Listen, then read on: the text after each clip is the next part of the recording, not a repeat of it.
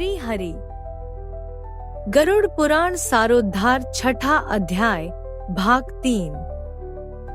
अभीप्सित वस्तु की अप्राप्ति की स्थिति में अज्ञान के कारण ही क्रोध हो आता है और शोक को प्राप्त व्यक्ति देह के साथ ही बढ़ने वाले अभिमान तथा क्रोध के कारण वह कामी व्यक्ति स्वयं अपने नाश हेतु दूसरे कामी से शत्रुता कर लेता है। इस प्रकार अधिक बलशाली अन्य कामीजनों के द्वारा वह वैसे ही मारा जाता है जैसे किसी बलवान हाथी से दूसरा हाथी।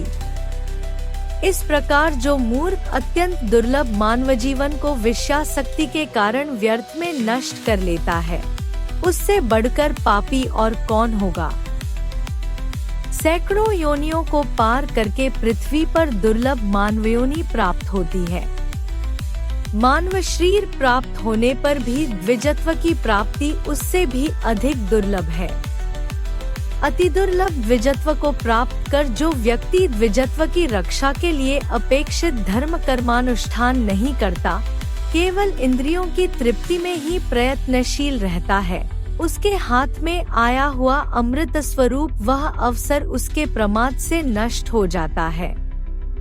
इसके बाद वृद्धावस्था को प्राप्त करके महान व्याधियों से व्याकुल होकर मृत्यु को प्राप्त करके वह पूर्ववत महान दुःखपूर्ण नरक में जाता है। इस प्रकार जन्म मरण के हेतुभूत कर्म पाशों से बंधे हुए वे पापी मेरी माया से विमोहित होकर कभी भी वैराग्य को प्राप्त नहीं करते। हे तार्थ्य, इस प्रकार मैंने तुम्हें अंत्येष्टि कर्म से हीन पापियों की नरकति बताई। अब आगे और क्या सुनना चाहते हो? इस प्रकार गरुड़ पुराण के अंतर्गत सारोद्धार में पाप जन्मादि दुख निरूपण नामक छठा अध्याय पूरा हुआ।